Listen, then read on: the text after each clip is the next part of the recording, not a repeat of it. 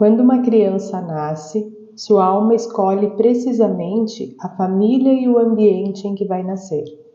Todos nós temos a mesma missão nesse planeta: viver experiências até conseguir aceitá-las e nos amar através delas.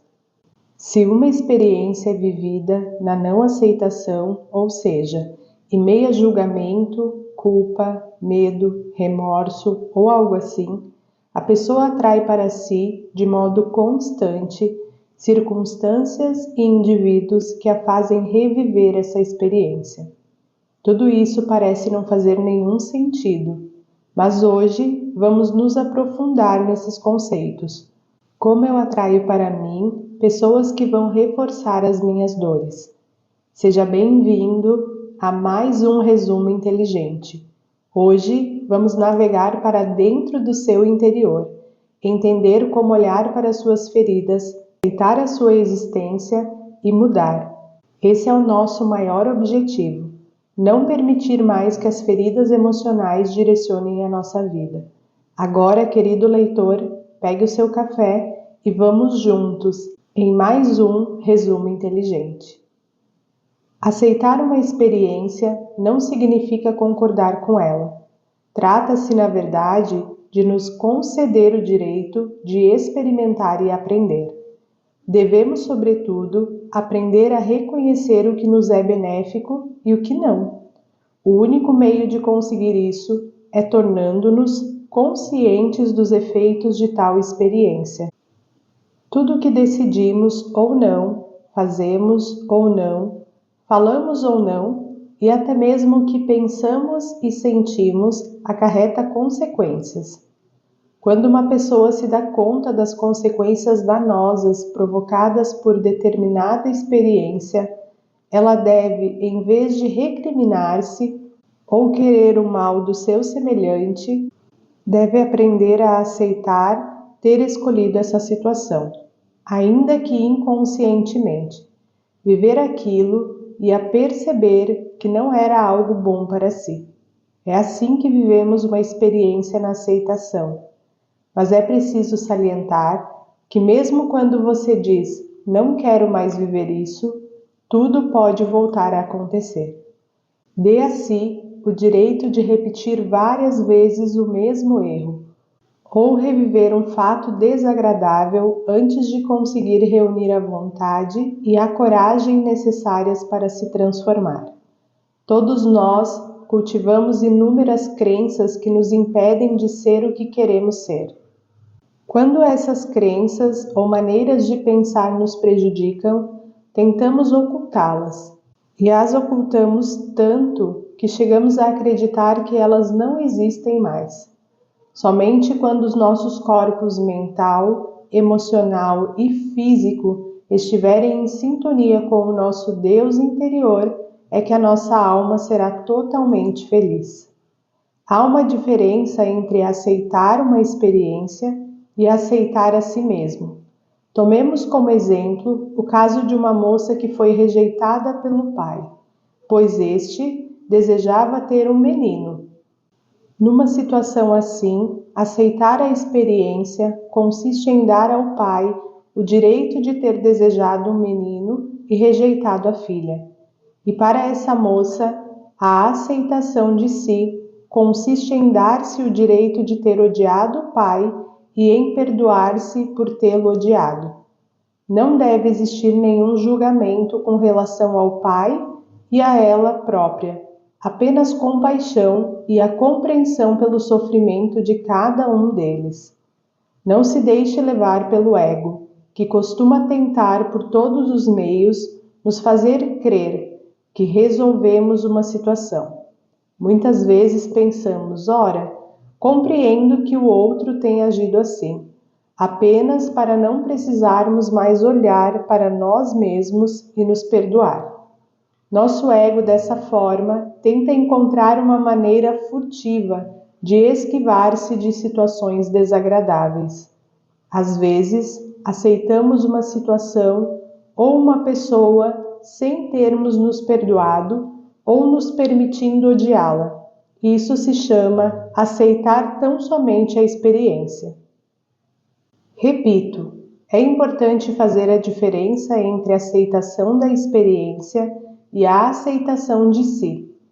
Esta última é difícil de realizar, pois o nosso ego recusa-se a admitir que todas as experiências penosas que vivemos têm como objetivo nos mostrar que agimos da mesma maneira com os nossos semelhantes.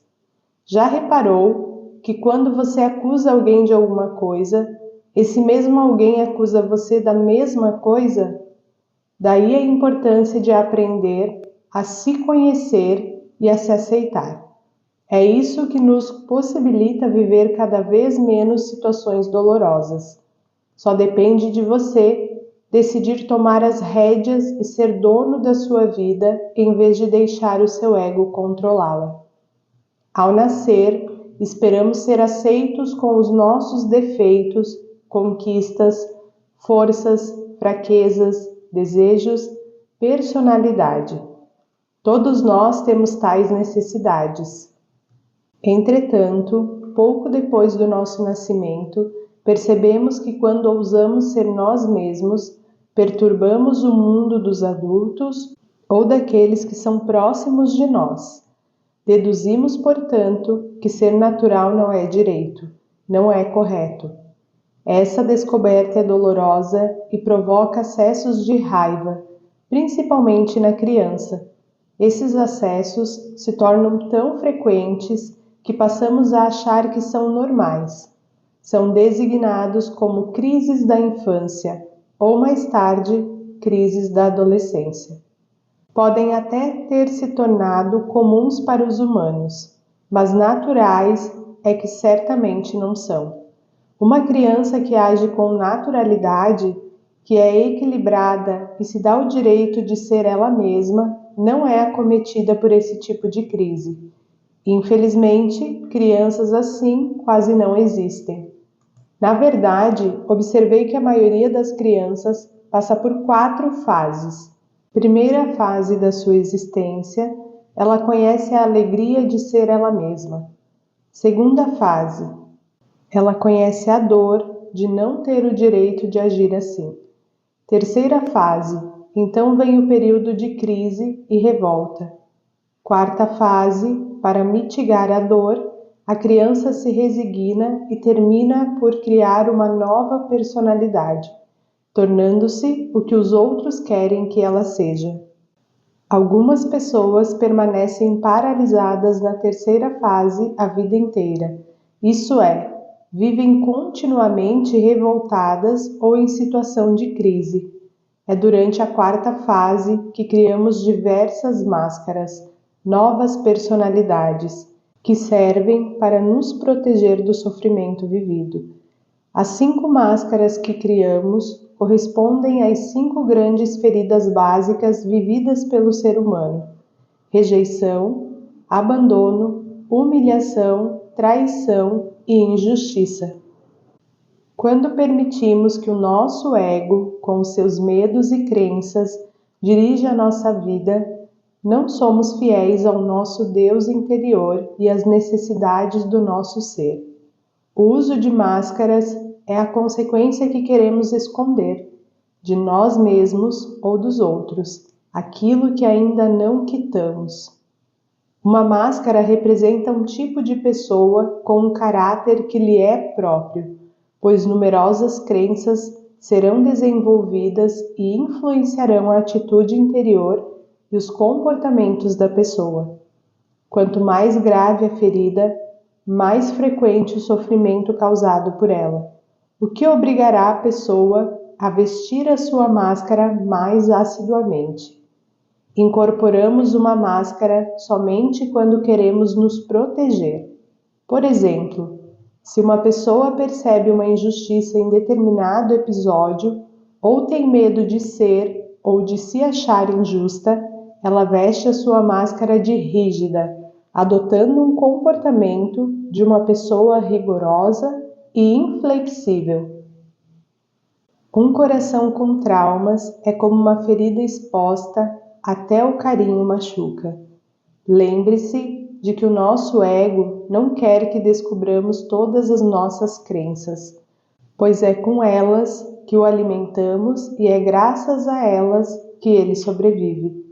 É possível que você sinta certa resistência ao tomar consciência de que as pessoas que sofrem de determinada ferida estão reagindo ao pai ou à mãe. Repito aqui o que digo em toda a oficina que eu dou. Dos pais, aquele com o qual acreditamos nos entender melhor quando somos adolescentes, é justamente aquele com quem temos mais coisas a acertar. É normal sentir dificuldade de aceitar que pensamos mal do pai ou da mãe que tanto amamos. A primeira reação a essa constatação é, em geral, a negação. Depois vem a raiva e, por fim, a aceitação da realidade. É o início da cura. É verdade que algumas pessoas mudam mais depressa que as outras, assim como certos indivíduos podem conseguir concretizar uma viagem mais rapidamente do que os outros. O importante é nunca deixar de trabalhar a sua transformação interior, pois é isso que fará de você um ser mais feliz. 1. Ferida da rejeição. Máscara do escapista.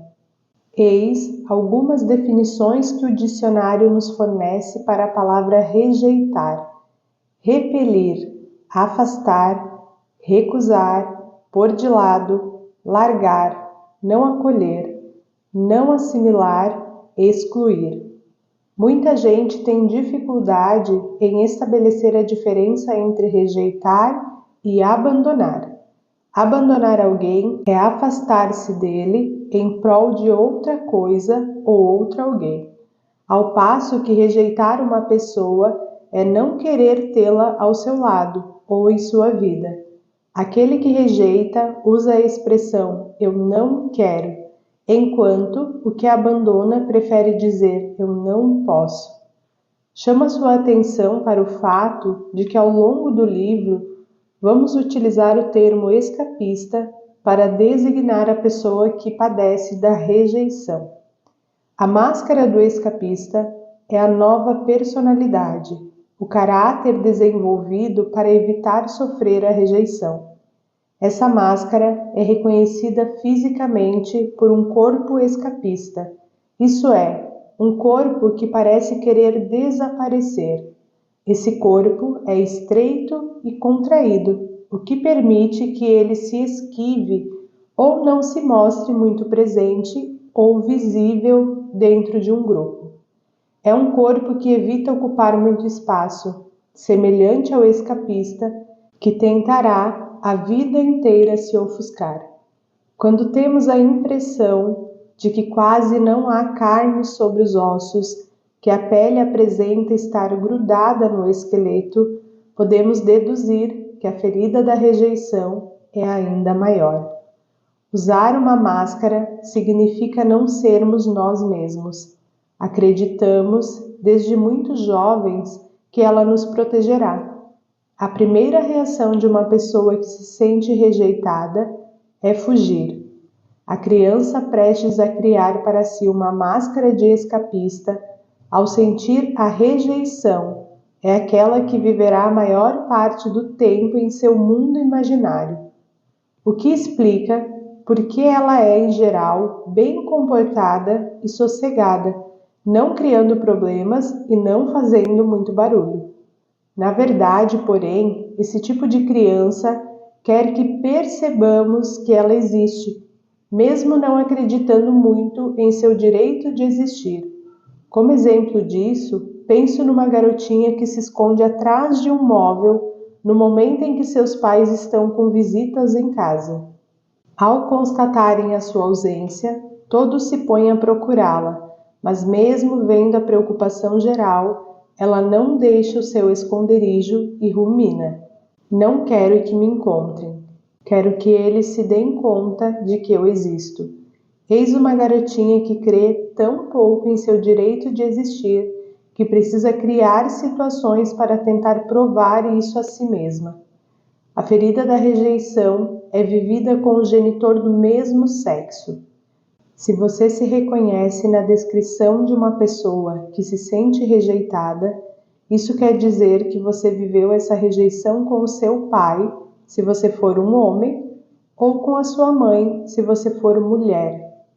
Esse pai e essa mãe, portanto, foi o primeiro a contribuir para despertar a sua ferida já existente. Então é normal não aceitá-lo e censurá-lo a ponto de odiá-lo. O genitor do mesmo sexo tem uma função: nos ensinar a amar, a nos amar e a nos dar amor. O genitor do sexo oposto nos ensina a receber amor. Ao não aceitar aquele dos seus pais, que tem o mesmo sexo que o seu, também é normal decidir não elegê-lo como modelo. Se você se julga com essa ferida, essa não aceitação explica suas dificuldades em se aceitar e se amar. O escapista se julga sem valor, numa nulidade, um inútil. É por essa razão que ele vai tentar, por todos os meios, ser perfeito, para se valorizar aos seus olhos e aos olhos dos outros. É interessante observar que é principalmente o genitor do mesmo sexo que incentiva a fuga da criança que se sente rejeitada.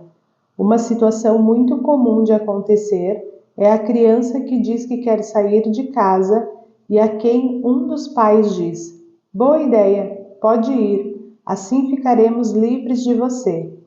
A criança se sente então ainda mais rejeitada e odeia ainda mais aquele que lhe disse isso. Esse tipo de situação acontece com o genitor que também tem a ferida da rejeição. Ele estimula a fuga porque, mesmo não tendo consciência disso, o recurso lhe é familiar. O escapista procura a solidão, pois se recebe muita atenção, teria medo de não saber como agir. É como se a sua existência fosse um excedente. Em família e em qualquer grupo, ele se apaga. Acredita que merece passar por situações desagradáveis, como se não tivesse o direito de reagir. De qualquer forma, não vê o que poderia fazer de diferente. O escapista costuma ter poucos amigos na escola e mais tarde no trabalho. É considerado um solitário que precisa ser deixado em paz. Quanto mais se isola, mais invisível parece tornar-se. Entra num círculo vicioso. Quando se sente rejeitado, veste a máscara do escapista para não sofrer. Então, torna-se tão apegado que os outros não enxergam mais. Vê-se cada vez mais sozinho e acha aceitável sentir-se rejeitado. O escapista tem medo de rejeitar o genitor do sexo oposto. Modera em suas ações ou palavras diante dele. Não é ele mesmo por causa da sua ferida. Esquiva-se para não rejeitá-lo porque não quer ser acusado de rejeitar alguém. No entanto, com o genitor do mesmo sexo, ele quer que seja este a esquivar-se para evitar a rejeição. Recusa-se a ver mais uma vez que a sua ferida não curada lhe causa esse sentimento, que não tem nada a ver com o seu pai ou sua mãe. Se o escapista vive uma experiência de rejeição com o genitor ou com outra pessoa do sexo oposto ao seu, ele acusa a si mesmo por essa situação e se rejeita, dizendo que é culpa sua se o outro rejeitou. Quanto mais o escapista rejeita a si próprio, mais medo ele tem de ser rejeitado. Ele se desvaloriza. Compara-se frequentemente aos que julgam serem melhores do que ele, o que o leva a crer que é pior que os outros. Não vê que pode ser melhor do que muitas pessoas em determinados assuntos. Tem até dificuldade para acreditar que outro indivíduo possa escolhê-lo como amigo ou cônjuge, ou que possa amá-lo de verdade. Uma mãe me confessou certa vez que quando os filhos lhe diziam que a amavam, ela não compreendia o porquê. O escapista, portanto, vive na ambiguidade. Quando é escolhido para algo, não acredita e rejeita a si próprio, muitas vezes sabotando uma situação. Quando não é selecionado, sente-se rejeitado pelos outros. Não é raro para um escapista dizer ou pensar que o que diz ou faz não tem valor. Quando recebe muita atenção, ele fica desconcertado, receando ocupar um espaço excessivo. Se ocupa muito espaço, julga incomodar. Quando ele fala e alguém o interrompe, sua primeira reação é pensar que ele não é importante e geralmente para de falar. Uma pessoa que não tem a ferida da rejeição tenderia a achar que o que ela disse não era importante, e não ela mesma. O escapista também tem dificuldades para emitir a sua opinião quando lhe é solicitado, julgando que os outros se sentirão afrontados e o rejeitarão. Outra característica do escapista é procurar a perfeição em tudo que faz, pois ele pensa que se cometer um erro será julgado. Para ele, ser julgado equivale a ser rejeitado. Como não acredita na perfeição do seu ser, compensa isso tentando alcançar a perfeição no que faz. Lamentavelmente, confunde ser com fazer. Sua busca pela perfeição pode, inclusive, tornar-se obsessiva, levando-o a se ocupar em uma tarefa por mais tempo do que necessário. E isso faz com que ele atraia para si novas situações de rejeição por parte dos outros. Nosso ego faz tudo o que pode para não enxergarmos as nossas feridas. Por quê? Porque inconscientemente lhe permitimos fazê-lo. Temos tanto medo de reviver a dor associada a cada ferida que evitamos admitir que, se vivemos a rejeição, é porque rejeitamos a nós mesmos. O que nos rejeitam estão em nossas vidas para nos mostrar o tanto que nós rejeitamos a nós mesmos. Lembre-se de que a razão principal da presença de qualquer ferida é a incapacidade que temos de nos perdoar pelo sofrimento que causamos a nós mesmos ou aos outros. É difícil nos perdoarmos porque, em geral, nem percebemos que nos machucamos tanto. Quanto mais intensa a ferida da rejeição, mais evidente fica sua tendência a rejeitar a si mesmo ou a outras pessoas, situações ou projetos. Criticamos nos outros tudo o que nós mesmos fazemos e não queremos enxergar. 2. Ferida do abandono. Máscara do dependente. Abandonar alguém é deixá-lo, largá-lo, não querer mais se preocupar com ele. Muitas pessoas confundem rejeição com abandono. Às vezes nos julgamos rejeitados, pois o outro nos repele, não nos quer mais ao seu lado. Não devemos nos prender à situação vivida, mas sim à dor vivida. Para saber qual ferida foi ativada, devemos estar atentos à nossa reação e à pessoa com quem vivemos o problema. Se é alguém do mesmo sexo que nós, a ferida ativada é sempre a da rejeição. Se a pessoa é do sexo oposto, é a ferida do abandono. A ferida vivida no caso de um abandono, assim como as 3 próximas feridas que analisaremos, trata-se do ter e do fazer. Somente a ferida da rejeição toca diretamente no ser.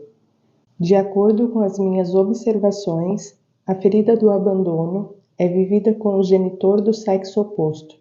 Em contrapartida, observei que muitas vezes uma pessoa que sofre do abandono também vivencia a rejeição. Quando jovem, por exemplo, a menina se sente rejeitada pela mãe e abandonada pelo pai, que, a seu ver, deveria ter lhe dado mais atenção e cuidado para que ela fosse aceita pela mãe.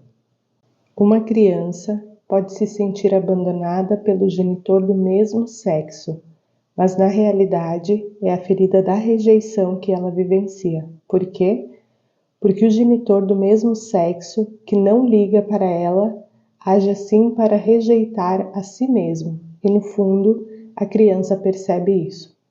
Quando um pai rejeita a si próprio e tem um filho homem, é normal e humano que ele rejeite o garoto, até inconscientemente, pois este evoca sua própria pessoa. O dependente acredita que não pode conquistar nada sozinho e que precisa de outra pessoa para auxiliá-lo. Dos 5 tipos, o dependente é o mais apto a se tornar vítima. Há fortes probabilidades de que um dos seus pais, ou mesmo ambos, sejam igualmente vítimas. A vítima é uma pessoa que se engendra dificuldades de todo tipo ao longo da vida, em especial problemas de saúde para chamar a atenção para si. Isso provê as necessidades do dependente, que julga nunca ter o suficiente. Ele acha que se não conseguir atrair a atenção do outro, não poderá contar com seu apoio. Podemos notar esse fenômeno nos dependentes, quando eles ainda são muito jovens. A criança dependente precisa sentir que se der um passo em falso, contará com alguém para ajudá-lo a se recuperar. A forma de ajuda de que o dependente mais carece é o apoio dos outros. Tenha ou não dificuldades para tomar decisões por si próprio, o dependente costuma pedir a opinião ou a aprovação dos outros antes de decidir qualquer coisa. Ele precisa se sentir amparado em suas decisões. Suas expectativas em relação aos outros estão ligadas ao que eles podem fazer para ajudá-lo. Mas não é uma ajuda física que ele procura, e sim o apoio de alguém no que faz ou que quer fazer. Quando o apoiado sente-se amado, o dependente pode parecer preguiçoso, pois não gosta de praticar esportes ou executar tarefas manuais sozinho. Ele precisa da presença de alguém ao seu lado. Quando faz alguma coisa para o outro, é na expectativa de um retorno de afeição. Quando recebe a afeição almejada, compartilhando uma atividade agradável com outra pessoa, ele deseja que aquilo dure, e o fim de um prazer é vivido como um abandono. A solidão é o maior medo do dependente. Ele está convencido de que é incapaz de administrá-la. Por isso se agarra aos outros e faz de tudo para chamar a atenção. Está disposto a qualquer coisa, até mesmo a encarar situações penosas para ser amado. Seu medo é: o que farei sozinho? O que será de mim? Está em constante conflito com ele próprio. Se por outro lado quer muita atenção, por outro ele teme ao demandar demais, que isso termine importunando o outro e este decida abandoná-lo. O dependente usa o sofrimento para tolerar determinadas situações, embora não admita isso. Sentir-se isolado também gera um sentimento de urgência nesse tipo de pessoa, pois ela tem medo de que o que lhe falta lhe seja recusado, ou se torne inacessível no momento em que ela o desejar. O que se esconde por trás da sensação de isolamento é: o indivíduo dependente se fecha inconscientemente para a coisa ou pessoa que tanto deseja junto a si. Ele não se abre para receber ou aceitar aquilo, ou aquele que deseja por medo de não merecê-lo. Até porque ele tem medo das emoções, que toda essa atenção poderia fazê-lo viver. É comum observarmos esse comportamento entre os inúmeros indivíduos que sabotam a própria felicidade. Assim que uma relação se torna mais intensa, eles dão um jeito de acabar com ela. O dependente precisa da atenção e da presença dos outros, mas não percebe a quantidade de vezes que não age com os outros como gostaria que agissem com ele. Por exemplo, ele gosta de sentar-se sozinho para ler um livro, mas não suporta que o seu cônjuge faça o mesmo. Adora ir sozinho a certos lugares, mas se sentirá abandonado e desdenhado se o parceiro agir da mesma forma. Ele pensa: na verdade não sou o suficientemente importante para que ele me convide. Se não for chamado para uma reunião ou para um encontro ao qual acredita que deveria comparecer, se sentirá muito mal e mergulhará numa grande tristeza, num sentimento de abandono e de autodesprezo. Os medos que impedem o dependente de se comunicar com clareza e expor as suas demandas são de chorar, de que o outro vá embora, de que o outro não concorde e ignore o que é dito ou pedido, de receber um não, de não ser apoiado como espera, de não corresponder às expectativas dos outros. Se você se vê nesses medos, precisa compreender que não está sendo você mesmo e que a sua ferida do abandono está prevalecendo. Se você se reconhece na ferida do abandono, lembre-se que essa ferida foi gerada pelo genitor do sexo oposto ao seu e continua a ser ativada por qualquer outra pessoa do sexo oposto. Logo, é completamente normal e humano ter ressentimentos em relação a esse genitor ou a essa pessoa. Enquanto guardamos ressentimento contra um de nossos pais, mesmo que inconscientemente, nossas relações com todas as outras pessoas do mesmo sexo desse genitor serão difíceis. Em geral, o genitor responsável pela nossa ferida, pai no caso das mulheres e mãe no caso dos homens, também viveu a mesma ferida no passado, ativada pelo genitor do sexo oposto, que tem o mesmo sexo que você. As mesmas feridas se repetem de geração em geração. Lembre-se de que a nossa incapacidade de nos perdoar pelo que fizemos aos outros ou a nós mesmos é a principal causa de uma ferida. É difícil para uma pessoa se perdoar, pois em geral ela nem mesmo percebe que se odeia.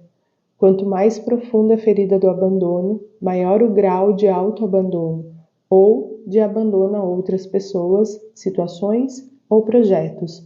Nós criticamos no outro tudo o que em nós mesmos fazemos e não queremos ver. Eis a razão porque atraímos para o nosso convívio indivíduos que apontem o que fazemos de errado. 3. Ferida da humilhação, máscara do masoquista. O despertar da ferida se produz no momento em que a criança sente que um dos pais tem vergonha dela quando ela está suja, faz uma má criação, sobretudo em público ou em família, está mal vestida, algo desse tipo. Essa ferida pode então ser vivida em diferentes domínios, dependendo do que aconteceu entre 1 e 3 anos de idade. A criança, achando que não tem liberdade para agir ou se movimentar como quer no nível físico, se sente rebaixada e excessivamente controlada pelos pais. Por exemplo, um pai repreende e coloca de castigo o filho que com a roupa limpa foi brincar na lama logo antes da chegada dos convidados. Se os pais contam o incidente ao convidado na frente da criança, a humilhação vira ainda mais forte. Esse comportamento pode levar a criança a acreditar que enoja seus pais. Sente-se então humilhada e tem vergonha do próprio comportamento. Em contrapartida, é frequente ouvir as pessoas contando todas as coisas erradas que fizeram quando jovens e adolescentes. É como se procurassem situações para reviver a humilhação. A criança que vive a humilhação forjará para si a máscara do masoquista. O masoquista é o comportamento de uma pessoa que encontra satisfação e até prazer em sofrer. Em geral, ela procura a dor e a humilhação de maneira inconsciente. Ela se planeja para se machucar ou castigar antes que o outro o faça. Embora eu tenha dito que a humilhação ou a vergonha, que é o masoquista, vive-se a situação nos domínios do ter e do fazer, por vezes ele faz de tudo para conseguir ser como os outros gostariam que ele fosse.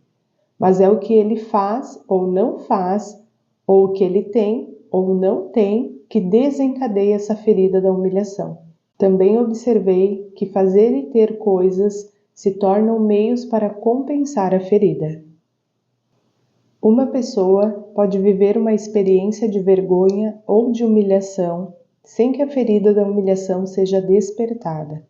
Por outro lado, uma pessoa masoquista pode viver uma experiência de rejeição e se sentir mais humilhada do que rejeitada. É verdade que os 5 tipos de pessoas mencionados aqui podem ter vergonha. Entretanto, parece que a pessoa com a ferida da humilhação que a sente com mais regularidade. O masoquista costuma ser hipersensível. Qualquer coisa o afeta. Por isso, faz de tudo para não magoar os outros. Quando alguém, sobretudo seus entes queridos, se sente infeliz, ele se julga culpado. Acha que deveria ou não deveria ter dito ou feito alguma coisa. Não compreende que ao se manter focado na necessidade dos outros, não escuta suas próprias. Dos 5 tipos de personalidade, o masoquista é o que menos ouve as suas necessidades, embora quase sempre tenha consciência do que quer. Ele sofre com isso, o que contribui para alimentar a sua ferida da humilhação. Ele faz de tudo para se mostrar útil. É uma maneira de se esconder atrás da sua ferida e ter a ilusão de que não sofre de humilhação. Lembre-se, não é o que você vive que o faz sofrer, mas sim a sua reação ao que você vive por causa das suas feridas não curadas. Para mostrar até que ponto o masoquista tem dificuldades para entrar em contato com as suas próprias necessidades, é muito comum vê-lo fazer pelos outros o que não faz por si mesmo. Em alguns exemplos, o homem ajuda o filho a pintar o seu apartamento, mas não encontra tempo para realizar essa tarefa na própria casa. A mulher deixa a casa um brinco para os convidados, mas quando está sozinha, não age da mesma forma. Ela julga não merecer aquilo. A mulher que gosta de estar bem arrumada e se veste bem na presença dos outros, mas sozinha anda em farrapos. Se alguém chega inesperadamente, ela sente vergonha e tem vontade de se esconder.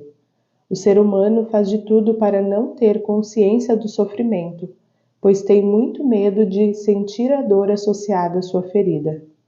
É importante saber que sua mãe ou seu pai também vivem a ferida da humilhação. Ao sentir compaixão por eles, será mais fácil senti-la por você mesmo. Lembre-se de que a principal causa de uma ferida é a incapacidade de perdoar o que infligimos a nós mesmos ou aos outros. É difícil nos perdoar, pois em geral não temos consciência de que nos autossabotamos. Quanto mais grave a ferida da humilhação, mais você se humilha, comparando-se aos outros, ou humilha outras pessoas, sentindo vergonha delas ou querendo fazer demais por elas. 4. Ferida da traição, máscara do controlador.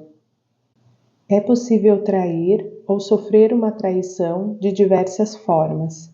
Segundo o dicionário, trair significa ser infiel a, abandonar traiçoeiramente ou delatar. O termo mais importante que se associa à traição é o seu oposto, a fidelidade. Ser fiel é cumprir os seus compromissos, ser leal e devotado.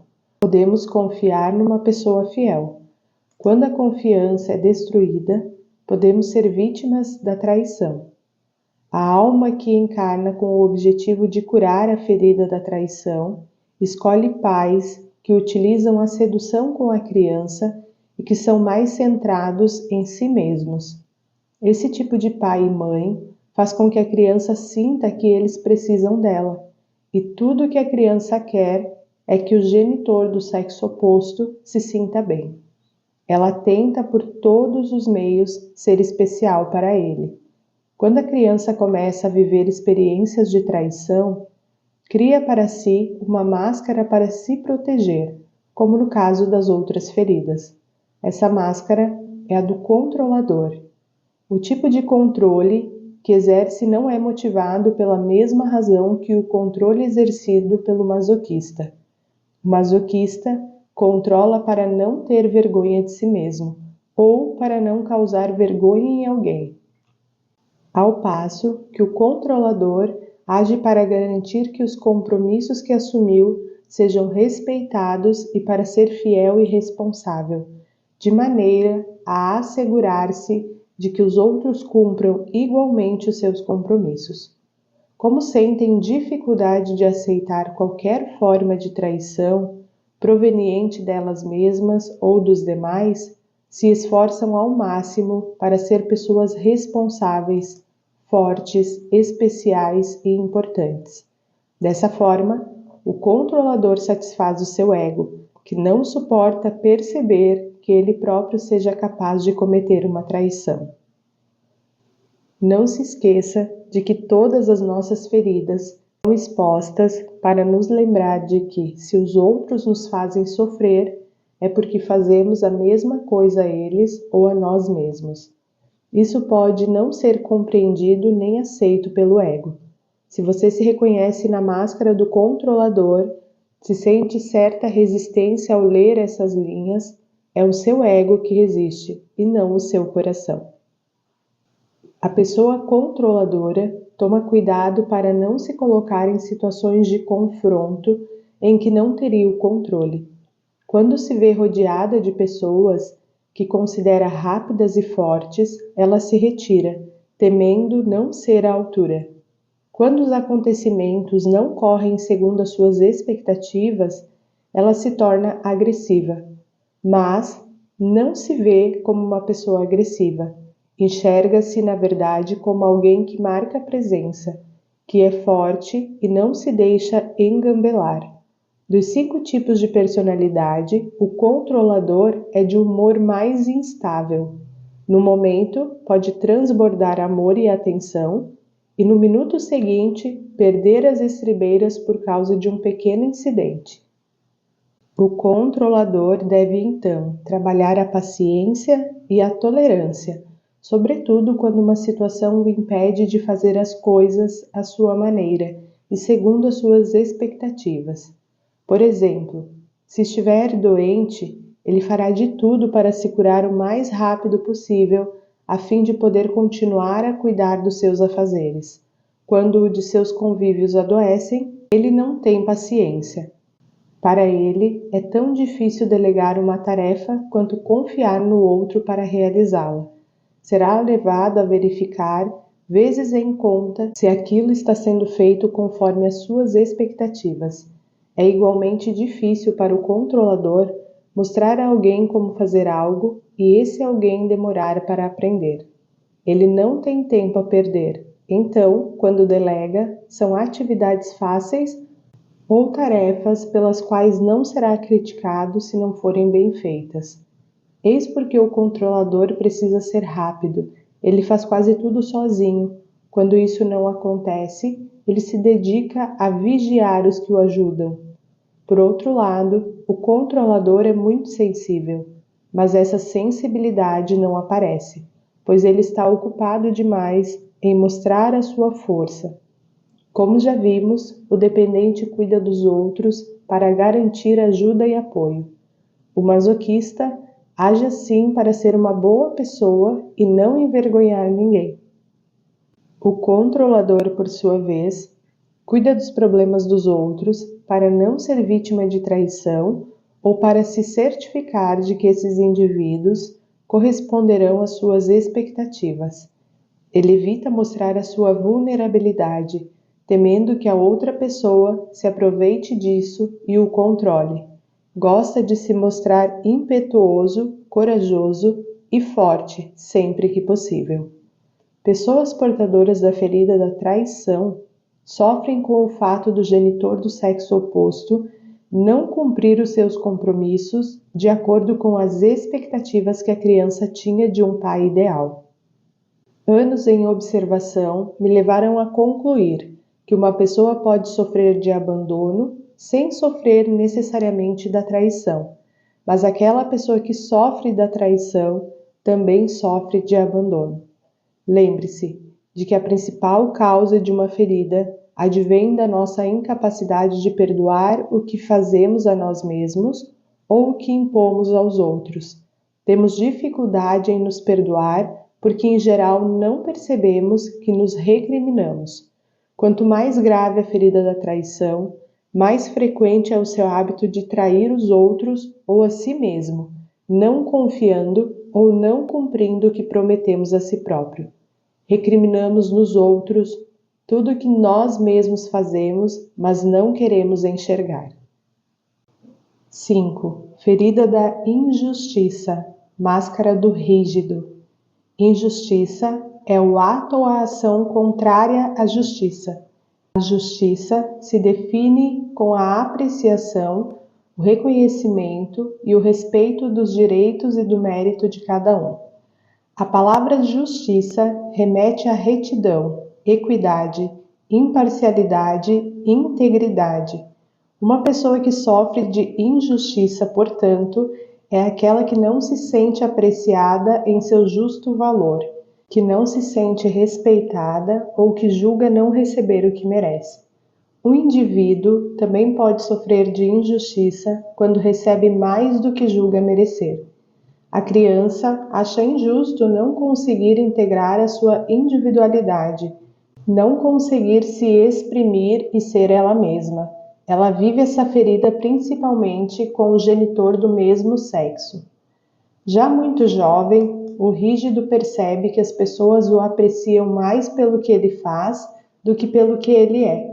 Ainda que isso não seja verdade, ele está convencido de que essa é a realidade. Eis porque, desde cedo, busca ser rápido e eficaz naquilo que faz. Procura de todas as formas se afastar dos problemas e, mesmo que esteja cheio deles, prefere dizer que não tem nenhum para evitar sentir o sofrimento que eles trazem. É muito otimista, talvez em excesso. Acha que dizendo a si mesmo sem problemas, as situações difíceis se resolverão mais depressa. Aliás, faz o possível e o impossível para resolvê-las sozinho. Só pede ajuda em último caso. O rígido é como o controlador, costuma sofrer com uma eterna falta de tempo, mas as razões de ambos são distintas. O rígido não tem tempo suficiente porque quer muito que tudo saia perfeito. O controlador, porque está muito ocupado cuidando dos assuntos alheios. O rígido não gosta de atraso, porém, como leva muito tempo se arrumando, tende sempre a se atrasar. Quando rígido, diante de uma autoridade ou de alguém que se julga especialista em determinada matéria, está convencido do seu raciocínio, ele argumenta até que lhe deem razão. Se uma pessoa duvida ou questiona alguma decisão que tomou, que ele sabe ter sido honesta e justa, ele vivencia aquilo como uma inquietação e se ressente da injustiça. O mérito é importante para o rígido e significa obter uma recompensa decorrente de uma boa performance. Se recebe muito sem ter se esforçado muito, julga não merecer e dá um jeito de perder tudo o que recebeu. Os extremamente rígidos se planejam inclusive para não receber nada, pois, ao seu ver, devem ser extraordinários para receber uma recompensa. E esse medo de não ser perfeito que faz com que uma pessoa rígida se coloque frequentemente em situações em que precise fazer escolhas que considera difícil. Quanto mais temos medo, mais situações correspondentes a esse medo atraímos. Acontece frequentemente de uma pessoa rígida se proporcionar um prazer escolhendo determinada opção e em seguida ter a impressão de falhar em outra coisa. Tomemos o exemplo do homem que resolve fazer uma cara viagem de férias. Mais tarde, ele dirá que deveria ter usado o dinheiro para fazer uma reforma na casa. Por causa do seu medo de tomar a decisão errada, o rígido se pergunta constantemente se as suas escolhas são as melhores e mais justas para ele. O rígido tem dificuldade não só de respeitar os seus limites, como também de conhecê-los. Como nunca tem tempo de sentir se o que faz corresponde ou não a uma necessidade, ele faz demais e só para quando explode. Aliás, custa-lhe pedir ajuda. Prefere fazer tudo sozinho para que saia perfeito. É por essa razão que o rígido é mais propenso a sofrer esgotamento profissional. A pessoa rígida não fica muito à vontade ao receber presentes ou agrados, pois sente-se devedora. Mais do que se sentir obrigada a dar ao outro alguma coisa do mesmo valor para ser justa, ela prefere não receber nada ou até recusar. Quando alguém se oferece para lhe pagar um almoço, por exemplo, ela prefere recusar a ter de se lembrar que na próxima saída será a sua vez de pagar. Se aceitar, o fará prometer-se, retribuir na mesma medida da próxima vez. A emoção mais vivenciada pelo rígido é a raiva, principalmente em relação a si mesmo. Tomemos o caso de uma pessoa rígida que empresta dinheiro a um amigo, sabendo que esse costuma passar por dificuldades financeiras. Empresta-lhe o dinheiro porque o amigo promete devolvê-lo em 2 semanas, mas ele não cumpre a promessa. O rígido então vivencia a raiva, odiando-se por não ter pensado direito e ter lhe dado outra chance. Mas ele é inclinado a dar chance aos outros. Acha-se mais justo assim. Se for muito rígido, é provável que não queira enxergar a própria raiva e tente dar um jeito de desculpar o outro. O rígido é o tipo de pessoa que tem dificuldades em se permitir ser amado e demonstrar o seu amor. Costuma pensar tarde demais no que gostaria de ter dito ou nas provas de afeições que adoraria ter dado a quem ama. Promete sempre que fará tudo isso na próxima vez, mas esquece quando a oportunidade se apresenta. Passa então a ideia de uma pessoa fria e pouco afetuosa. Agindo assim, é injusto com os outros e consigo mesmo, pois se priva de exprimir o que sente de fato. Mencionei no capítulo anterior que a máscara de controlador sobre a ferida da traição esconde a ferida do abandono. Acontece o mesmo com a máscara do rígido, que serve para dissimular a ferida da rejeição. Se você voltar ao capítulo sobre a ferida da rejeição, verá que esta se desenvolve nos primeiros meses do nascimento, ao passo que a injustiça se forma entre os 4 e os 6 anos. A criança que se sente rejeitada, por um motivo qualquer, tentará ser o mais perfeita possível para evitar essa rejeição. Após alguns anos, apesar dos seus esforços visando a perfeição, não se sente mais amada e não considera isso justo. Decide então se controlar mais e se tornar tão perfeita que ninguém mais possa rejeitá-la. É assim que cria para si a máscara de rígida, isola-se dos seus sentimentos, o que ajuda a não sentir a rejeição. Entretanto, alguém pode sofrer de rejeição sem sofrer de injustiça, mas, segundo as minhas observações, todos os indivíduos que sofrem de injustiça escondem uma ferida de rejeição. A primeira etapa para curar uma ferida é reconhecê-la e aceitá-la, sem, no entanto, resignar-se a ela. Aceitar significa olhar e observar, sabendo que resolver pendências faz parte da experiência de ser humano. Criar máscaras para não sofrer, no fundo, é um ato heróico, um gesto de amor para com você mesma. Essa máscara te ajudou a sobreviver e a adaptar-se ao ambiente familiar que você escolheu antes mesmo de nascer. A verdadeira razão pela qual nascemos em determinada família ou somos atraídos por pessoas com feridas iguais às nossas é que apreciamos que os outros sejam como nós.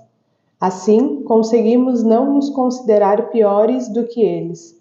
Então, começamos a achar defeitos nos outros, não os aceitamos mais como são.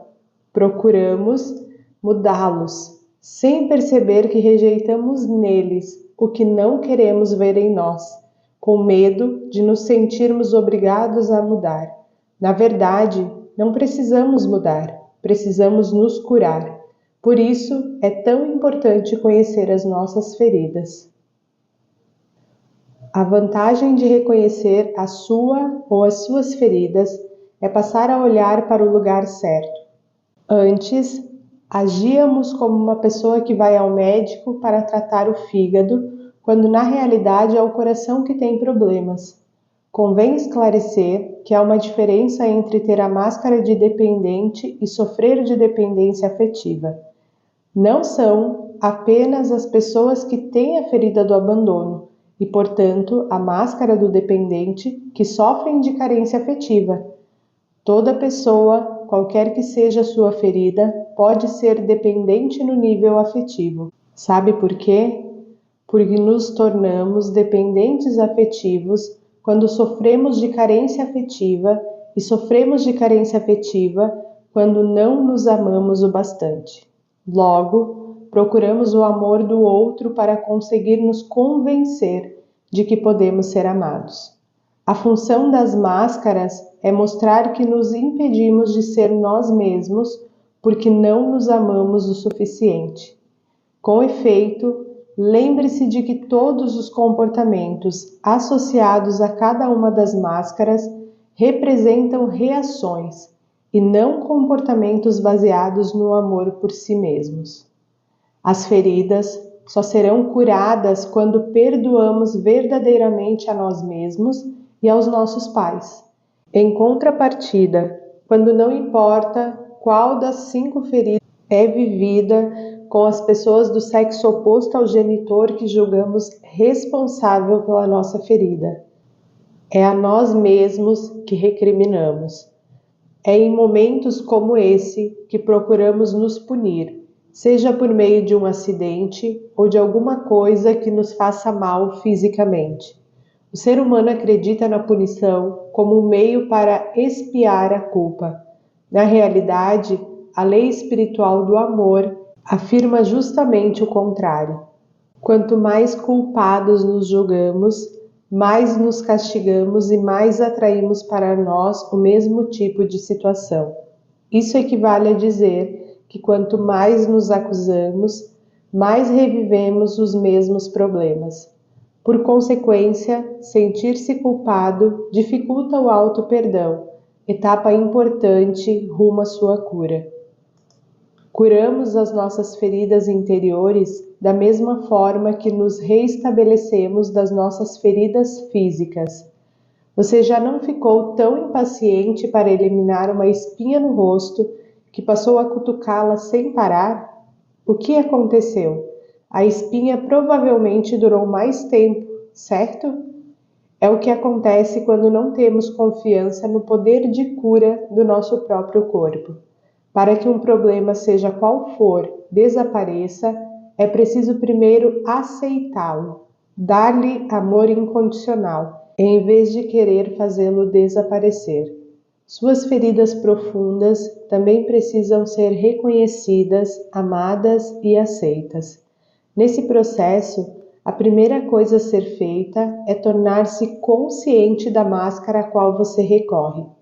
Nesse processo de cura, a segunda etapa é vivida quando você se revolta ao ler esses capítulos ou resiste a assumir a sua responsabilidade, preferindo acusar os outros pelo seu sofrimento.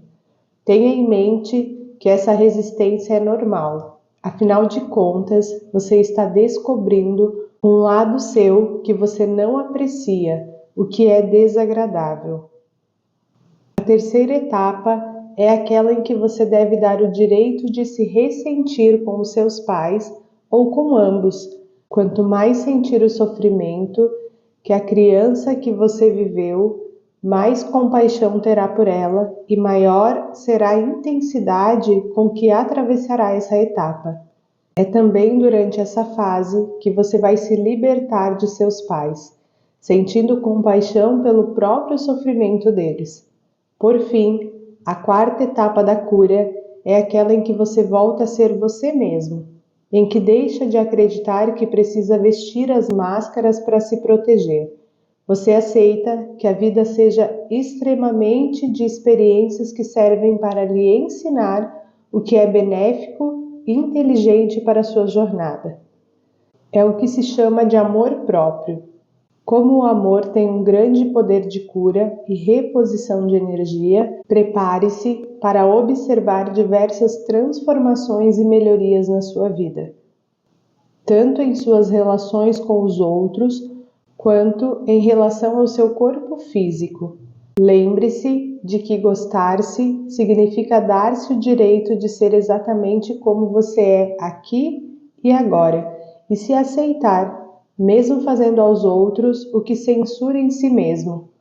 O amor não tem nada a ver com o que você faz ou você possui. Amar-se é, então, permitir-se às vezes magoar os outros, rejeitando-os, abandonando-os, humilhando-os, traindo-os, sendo involuntariamente injusto com eles. Essa é uma etapa importante na cura das suas feridas. Para alcançar essa etapa mais rápido, sugiro que no final de cada dia você faça um balanço de tudo o que aconteceu. Descubra a máscara que prevaleceu em você, trazendo-o reagir em determinada situação ou ditando a sua conduta com os outros ou consigo mesmo. Em seguida, registre essas observações sem esquecer de incluir como você se sentiu.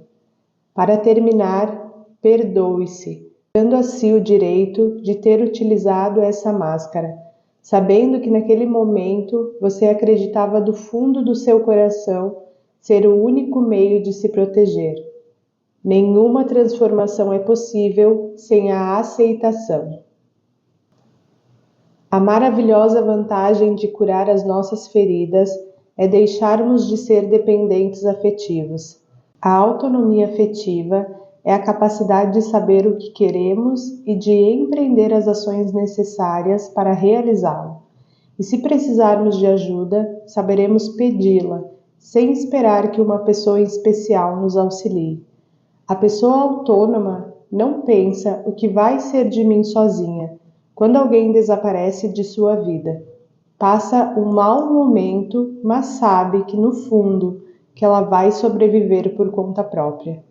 Não se esqueça de que todos nós nesse planeta, para nos lembrarmos de quem somos e de que somos todos Deus, vivemos experiências no plano terreno. Infelizmente, esquecemos disso durante o caminho, ao longo de todas as nossas inúmeras encarnações, desde o começo dos tempos. Para nos lembrar de quem somos, devemos nos tornar conscientes do que não somos. Não somos as nossas feridas. Sempre que sofremos, julgamos ser o que não somos. Quando, por exemplo, você sente culpa por acabar de rejeitar alguém ou acaba de ser injusto, julga ser a rejeição ou a injustiça. Você não é a experiência. Você é Deus vivendo uma experiência num planeta material. A vida é uma série contínua de processos que nos conduzem à nossa única razão de ser. Nos lembrarmos de que somos Deus. Aqui finalizamos mais um resumo inteligente. Se você gostou desse resumo e quer se aprofundar ainda mais no conteúdo, o link para a compra de um exemplar está na descrição desse vídeo. Espero que, assim como foi aqui comigo, muitas coisas estejam movimentadas dentro de você, pois é desse lugar que nasce a cura. O desconforto de viver com essa ferida, quando você é capaz de dizer chega, não serei mais dominado por essa ferida. Eu agora assumo a responsabilidade da minha vida e eu vou viver de outra forma. É isso que faz você ser capaz de transformar toda a sua história. Já se inscreve no canal para você ficar por dentro de todos os resumos que vão chegar por aqui. Um grande abraço e eu te encontro no próximo vídeo.